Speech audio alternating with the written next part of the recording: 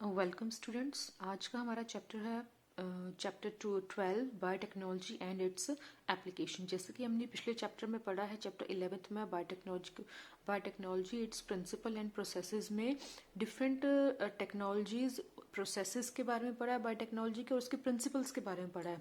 अब हम बायोटेक्नोलॉजी की एप्लीकेशंस के बारे में पढ़ेंगे, मतलब कि इसका यूज़ हम कहाँ कहाँ कर सकते हैं, तो वो सब इस हम चैप्टर में पढ़ेंगे। जैसे कि आपको साइड में डिटेल दी हुई है कि बायोटेक्नोलॉजी इस चैप्टर में हम कौन कौन से टॉपिक्स पढ़ेंगे। Biotechnology application in agriculture, biotechnology application in medicine, transgenic animals and ethical issues, ये सारे टॉपिक्स हम इस चैप्टर में कवर करेंगे।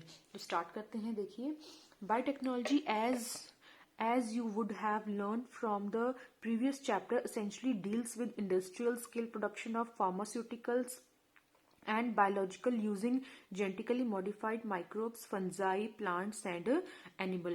बोला है कि बायोटेक्नोलॉजी, जैसे हमने प्रीवियस चैप्टर में पढ़ा है कि एसेंशियली किन चीज़ों से डील करती है। ये इंडस्ट्रियल स्केल पे प्रोडक्शन जो होती है बायो फार्मास्यूटिकल्स की, उस चीज़ से डील करती है।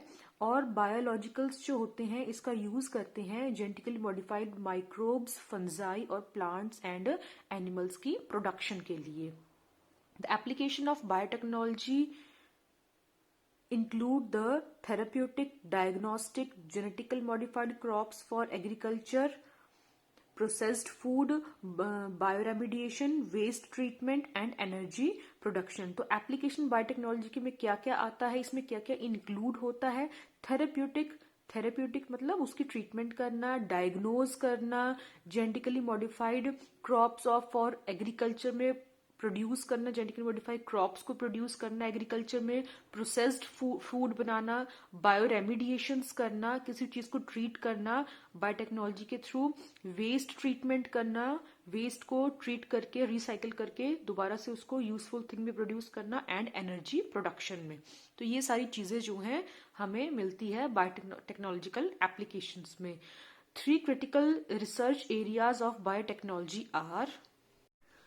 3 क्रिटिकल रिसर्च एरियाज जो बायोटेक्नोलॉजी प्रोवाइड करता है, जो 3 क्रिटिकल रिसर्च एरियाज हैं। सबसे पहला है providing the best catalyst in the form of improved organism, usually a microbe और प्योर एंजाइम। बोला जो बायोटेक्नोलॉजी है वो बेस्ट कैटलिस्ट प्रोवाइड करता है। वो बेस्ट कैटलिस्ट होता क्या है, वो एक इम्प्रूव्ड ऑर्गेनिज्म होता है, और वो ऑर्गेनिज्म माइक्रोब भी हो सकता है या कोई प्योर एंजाइम भी हो सकता है। उसे इम्प्रूव करके एक बेस्ट कैटलिस्ट प्रोवाइड करना। सेकंड है creating optimal conditions through engineering for a catalyst to act. Catalyst जो होता है वो किसी भी रिएक्शन या प्रोसेस को स्पीड अप करता है। उसका जो रिएक्टिंग टाइम होता है उसको स्लो फास्ट करता है, और कम टाइम में हमें फास्ट रिएक्शन प्रोवाइड करता है। तो उस कैटलिस्ट के लिए एक क्रिएट करना ऑप्टिमल कंडीशन, जिस कंडीशन पे वो अच्छे से वर्क कर सकता है, वो कंडीशन प्रोवाइड करना थ्रू इंजीनियरिंग। थर्ड है downstream processing technology to purify the protein और ऑर्गेनिक कंपाउंड। तो जो भी हमें एंड प्रोडक्ट मिलता है उसकी डाउनस्ट्रीम प्रोसेसिंग टेक्नोलॉजी के थ्रू उसे प्योरीफाई करना। Let us now learn how human beings have used biotechnology to improve the quality of human life। तो अब हम देखते हैं कि ह्यूमन ने बायोटेक्नोलॉजी का यूज कैसे किया है ह्यूमन लाइफ की क्वालिटी को इम्प्रूव करने के लिए, specially in the field of food production and health. तो मेन 2 फील्ड्स बताई हुई हैं, 2 फील्ड्स बताई हैं, फूड प्रोडक्शन में और हेल्थ में स्पेशली बायोटेक्नोलॉजी का यूज ह्यूमन बीइंग ने कैसे किया है। तो आगे है बायोटेक्नोलॉजी एप्लीकेशन इन एग्रीकल्चर। तो सबसे पहला हमारे पास पोर्शन है एग्रीकल्चर में बायोटेक्नोलॉजी का एप्लीकेशन ह्यूमन बीइंग ने कैसे किया है। Let us take a look at the 3 options that can be thought for increasing food production. बोला कि 3 मेन ऑप्शंस कौन कौन से हैं या सोचा जा सकता है किसी भी फूड प्रोडक्शन को इंक्रीज करने के लिए। सबसे पहला है agrochemical based agriculture. Agrochemical agriculture means use of fertilizer, acidic agents या सॉइल कंडीशनर्स या सम केमिकल्स का यूज करना एग्रीकल्चर्स में फूड की प्रोडक्शन के लिए। नेक्स्ट है, सेकंड है हमारे पास ऑर्गेनिक एग्रीकल्चर। ऑर्गेनिक एग्रीकल्चर होता है it is the production system that sustain the health of soil, ecosystem and people. मतलब कि एक प्रोडक्शन सिस्टम है जो कि सस्टेन मेंटेन रखता है सॉइल की भी हेल्थ को, इकोसिस्टम की भी और पीपल की भी हेल्थ को, उस ये सब आता है हमारे पास ऑर्गेनिक एग्रीकल्चर में। और थर्ड पॉइंट है genetically engineered crop based agriculture, मतलब कि क्रॉप को जेनेटिकली मॉडिफाइड कर देना, इंजीनियरिंग, उसकी जो जीन्स है उसमें कुछ इंजीनियरिंग करके चेंजेस करके उसे डेवलप कर देना, उसके थ्रू हम एग्रीकल्चर्स को डेवलप करना। तो आगे है the green revolution succeeded in tripling the food supply but yet it was not enough to feed the growing human population. कि जो ग्रीन रेवोल्यूशन है उसने फूड सप्लाई को तो ट्रिपल कर दिया है, मतलब उसने ट्रिपल सप्लाई कर रहा है, वो फूड की जो सप्लाई है उसको ट्रिपल कर रहा है, बट फिर भी वो जो ग्रोइंग ह्यूमन पॉपुलेशन है उसके लिए इनफ नहीं है। Increased yields have partly been due to the use of improved crop varieties, but mainly due to the use of better management practices and use of agrochemicals। जो increased yield है, जो भी yield हमारी increase हुई है वो किस वजह से हुई है? बोला कि जो इंक्रीज हुई है ईल्ड वो किस वजह से हुई है, पार्टली जो है वो due to improved crop variety use करने की वजह से हुई है, बट मेनली वो किस वजह से हुई है, बेटर मैनेजमेंट प्रैक्टिसेस, जो भी क्रॉप है उसको मैनेज भी ढंग से करना और यूज करना, एग्रो केमिकल्स का भी यूज करना। और एग्रो केमिकल्स क्या होते हैं, फर्टिलाइजर्स एंड पेस्टिसाइड्स, जो कि हमने ऊपर पढ़ा। However for farmers in the developing world, farmers बोला डेवलपिंग वर्ल्ड में agro chemicals are often too expensive, उनके लिए एग्रोकेमिकल्स को परचेज करना बहुत एक्सपेंसिव है। And further increases in yield with existing varieties are not possible using conventional breeding. और further increase करना यील्ड को, एग्जिस्टिंग वेराइटी की फर्दर उसको क्रॉप को यील्ड को इंक्रीज करना थ्रू कन्वेंशनल ब्रीडिंग ये पॉसिबल नहीं है। और ऊपर से जो एग्रोकेमिकल्स हैं वो बहुत एक्सपेंसिव है। Is there any alternative path that our understandings of genetics can show so that farmers may obtain maximum yield from their fields. बोला कि इज देयर एनी कोई अल्टरनेटिव पाथ है हमारे पास, जेनेटिक्स, हमारे जो जेनेटिक्स हैं अंडरस्टैंडिंग में, उसके अंडरस्टैंडिंग में कि वो शो कर सके फार्मर्स के लिए maximum yield from the field से। Is there a way to minimize the use of fertilizers, कोई ऐसा तरीका है जिससे हम फर्टिलाइजर्स का कम यूज कर सकें एंड केमिकल्स का, so that their harmful effects on the environment are reduce, ताकि उनका जो इफेक्ट है एनवायरमेंट में वो भी कम हो सके। Use of genetically modified crop is a possible solution, तो जेनेटिकली मॉडिफाइड क्रॉप को यूज करना जो है वो एक पॉसिबल सोल्यूशन है। आगे है the plant bacteria fungi and animals whose genes have been altered by manipulation are called genetically modified organism। ये important है, एक्सपेंडेड फॉर्म्स में जीएमओ की एक्सपेंडेड फॉर्म पूछी जा सकती है, तो आप अंडरलाइन कर लीजिए इसे, जेनेटिकली मॉडिफाइड ऑर्गेनिज्म जीएमओ। तो बोला कि प्लांट, बैक्टीरिया, फंजाई और एनिमल्स के जिनके जीन्स हम ऑल्टर कर सकते हैं, मतलब चेंज कर, उनमें कुछ चेंजेस कर सकते हैं बाय मैनिपुलेशन, चेंजेस को मैनिपुलेशन के थ्रू आर कॉल्ड, इसको हम बोलते हैं, इस पूरे प्रोसेस को हम बोलते हैं genetically modified organism. GM plants, genetically modified plants have been useful in many ways, ये बहुत तरीकों से यूजफुल होता है। जेनेटिक मॉडिफिकेशन हैज, तो देखिए जिस जेनेटिक मॉडिफिकेशन में क्या क्या होता है, फर्स्ट है मेड क्रॉप फॉर टॉलरेंट अब एबायोटिक स्ट्रेस, ऐसे क्रॉप्स प्रोड्यूस करना जो कि एबायोटिक स्ट्रेसेस को टॉलरेट कर सकें, जैसे कि कोल्ड को, ड्रॉट को, सॉल्ट को और हीट को। ये एबायोटिक कंडीशंस होती हैं, इनको टॉलरेट कर सके, ऐसे क्रॉप्स प्रोड्यूस होंगे through genetic modification. Reduce reliance on chemical pesticides, chemical pesticides के ऊपर कम डिपेंडेंट रहना, मतलब पेस्ट रेजिस्टेंट क्रॉप्स ही प्रोड्यूस कर देना। Helped in reduce post harvest losses, after cutting, crops को कटिंग के बाद, हार्वेस्ट के बाद जो भी लॉसेस होते हैं उसको रिड्यूस करने में हेल्प करेंगे genetic modification.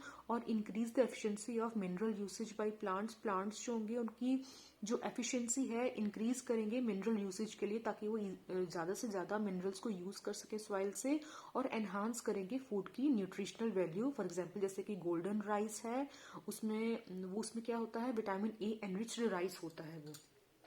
In addition to these application uses, GM has been used to create tailor-made plants to supply alternative resources to industries in the form of starches, fuels, and pharmaceuticals. बोला कि इन सब uses के अलावा जो GM based plants होते हैं वो एक अल्टरनेटिव रिसोर्सेज बन जाते हैं इंडस्ट्रीज के लिए। क्या सप्लाई करते हैं? वो सप्लाई करते हैं starches, fuels and pharmaceuticals. some of the applications some of the applications of biotechnology in agriculture that you will study in detail are the production of pest resistant plants which could decrease the amount of pesticides used।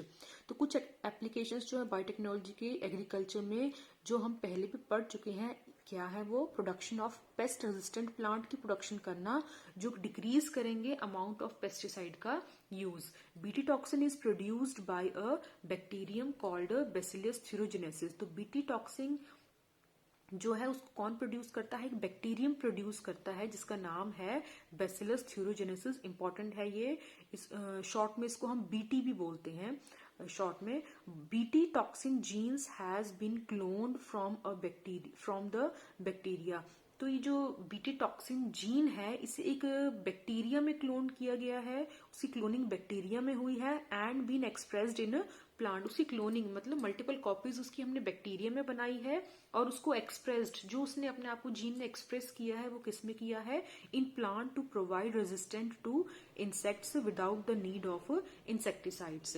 ताकि वो जो plant है वो resistant हो सके insects से बिना किसी इंसेक्टिसाइड के यूज करके, मतलब कि वो इंटरनली ही रेजिस्टेंट होंगे इंसेक्ट्स के। हमें बाहर से कोई भी इंसेक्टिसाइड्स उसको प्रोड्यूस या देना नहीं पड़ेगा। In effect created a biopesticide, जिससे क्या एक ये बायोपेस्टिसाइड बन जाएगा BT toxin. Example are BT cotton, BT corn, rice, tomato, potato and soybean. आगे हम एग्जाम्पल लेंगे। एक हमारे पास फर्स्ट एग्जाम्पल है BT cotton. Some strains of bacillus thuringiensis produce proteins that kill the certain insects such as lepidopteran, tobacco, budworm या इसको army warm भी होते हैं, कोलियोप्टेरेंस बीटल्स होते हैं और डिप्टेरेंस फ्लाइज और मॉस्किटोज होते हैं। तो कुछ स्ट्रेन्स जो होते हैं बैसिलस थ्यूरिंजिनेसिस के वो एक प्रोटीन प्रोड्यूस करते हैं जो कि इंसेक्ट्स को किल करते हैं। कौन से इंसेक्ट्स को? लेपिडोप्टेरेंस को, नॉर्मली इनको हम टोबैको, बडवॉर्म या आर्मी वॉर्म्स बोलते हैं, कोलियोप्टेरेंस जो कि बिटल्स होते हैं और डिप्टेरेंस जो कि फ्लाइज और मॉस्किटोज होते हैं। Bacillus thuringiensis form protein crystals during a particular phase of their growth. बोला कि जो बैसिलस थ्यूरोजेनेसिस है वो अपने ग्रोथ के टाइम पे पर्टिकुलर फेज में ये क्रिस्टल्स, प्रोटीन की क्रिस्टल्स फॉर्म करते हैं। These crystals contain a toxic insecticidal proteins. और ये जो क्रिस्टल्स होते हैं उनमें टॉक्सिक, जहरीले इंसेक्टिसाइडल प्रोटीन्स होते हैं। तो बोला कि why does this toxin not kill the bacillus. तो ये जो टॉक्सिन होते हैं, जो ये प्रोटीन है ये टॉक्सिक है, तो ये बैसिलस को क्यों नहीं किल करते हैं? बोला actually the BT toxin protein exist as inactive protoxin. ये जो बीटी टॉक्सिन के प्रोटीन होते हैं वो इनएक्टिव फॉर्म में पाए जाते हैं जिनको हम प्रोटॉक्सिन्स बोलते हैं। But once an insect ingest the inactive toxin, जैसे ही इंसेक्ट्स इन इनएक्टिव टॉक्सिन्स को इंजेस्ट करते हैं, खाते हैं, it converted it into an active form. ये इनको एक्टिव फॉर्म में कन्वर्ट कर लेते हैं ऑफ द टॉक्सिन। क्यों होते हैं ये एक्टिव फॉर्म में कन्वर्ट उनकी गट में जाके? क्योंकि due to the alkaline pH of gut, क्योंकि जो उनकी गट होती है वो उसकी पीएच एल्केलाइन होती है, विच सॉल्युबलाइज द क्रिस्टल्स, जो कि इन क्रिस्टल्स को सॉल्युबलाइज कर देती है। The activated toxin binds to the surface of midgut epithelial cells। जो ये activated toxins, अब जो inactive से active toxins बने वो bind कर जाते हैं midgut के surface के epithelial cells के साथ and create pores that causes cell swelling and lysis and eventually cause death of the insect। क्या करते हैं ये एक्टिव टॉक्सिन्स? क्या करते हैं? मिड गट के एपिथेलियल सेल सरफेस के साथ बाइंड कर जाते हैं, वहां पे पोर्स जनरेट कर देते हैं, स्वेलिंग ले आते हैं, जिससे वो जो एपिथेलियल सेल्स होते हैं उनको ब्रेक डाउन हो जाते हैं, उनकी लाइसिस हो जाती है and eventually causes the death of insect, जिससे उन इंसेक्ट्स की डेथ हो जाती है। Specific BT cotton genes were isolated from bacillus thuringiensis. जो स्पेसिफिक बीटी टॉक्सिन जीन्स हैं वो कहाँ से आइसोलेट की जाती है? बैसिलस थ्यूरोजेनेसिस से एंड इनकॉर्पोरेटेड इनटू। तो तो कौन सा जीन हम लेंगे ये डिपेंड करता है कि क्रॉप कौन सा है और टारगेटेड पेस्ट कौन सा है। As the most BT toxins जो होते हैं वो इंसेक्ट ग्रुप स्पेसिफिक्स होते हैं, कि जो कौन सा इंसेक्ट का ग्रुप है उसके अकॉर्डिंग ही बीटी टॉक्सिन लिया जाता है। तो toxin is coded by a gene cry1ac named cry. Toxin के जो जीन है उनको कोडेड नेम जो है उनका वो cry1ac है, और इसको हम क्राई भी बोलते हैं। There are a number of them, बहुत सारे होते हैं। For example the proteins encoded by the genes cry1ac and cry2ab control the cotton beans. बोला जो जीन्स हैं cry1ac और cry2ab वो किसको कंट्रोल करते हैं? कॉटन बॉल वॉर्म्स को। ये वॉर्म्स होते हैं, इंसेक्ट्स होते हैं, इनको कंट्रोल करते हैं ये वाले genes proteins. That of cry1ab controls the corn borer. जो cry1ab है वो किसको कंट्रोल करता है? कॉर्न के बोरर को। ये भी एक इंसेक्ट है।